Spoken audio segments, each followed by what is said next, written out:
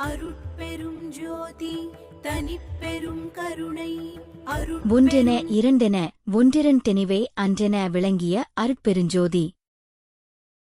ఈ అద్భుతమైన వరుసలలో వள்ளలార్ రామలింగస్వామి వారు భగవంతుని తత్వాన్ని ఏ సిద్ధాంతాలకు లేదా సంఖ్యలకు పరిమితం చేయలేమని చాటి చెప్పారు.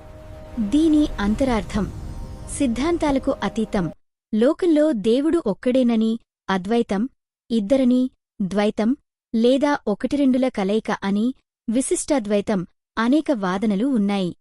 కాని ఆ అరుట్పెరుంజ్యోతి మహా కరుణామయ దివ్యజ్యోతి ఈ మతపరమైన తర్కాలకు మరియు సంఖ్యలకు అతీతంగా వెలుగుతుంటుంది.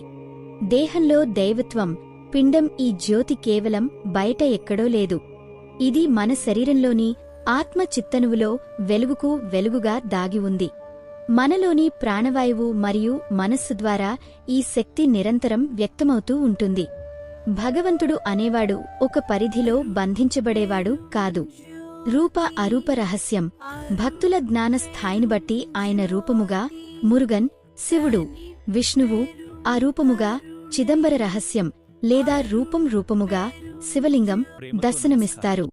ఇవన్నీ ఆ ఒక్క అఖండ జ్యోతి యొక్క వివిధ రూపాలే. ఆయన కాలానికి, నియమాలకు మరియు అన్ని సిద్ధాంతాలకు అతీతమైన అఖండ జ్యోతి స్వరూపుడు. ఆ పరమసత్యాన్ని మనలోనే దర్శించి సకల జీవులలోనూ అంతర్యామిగా నిండి ఉండి అందరినీ రక్షిస్తున్నారు. సర్వజీవుల పట్ల కరుణ కలిగి ఉండటమే వள்ளలార్ బోధించిన శుద్ధ సన్మార్గం. అరుట్పెరుంజ్యోతి. అరుట్పెరుంజ్యోతి తనిపెరుంకరుణే. అరుట్పెరుంజ్యోతి.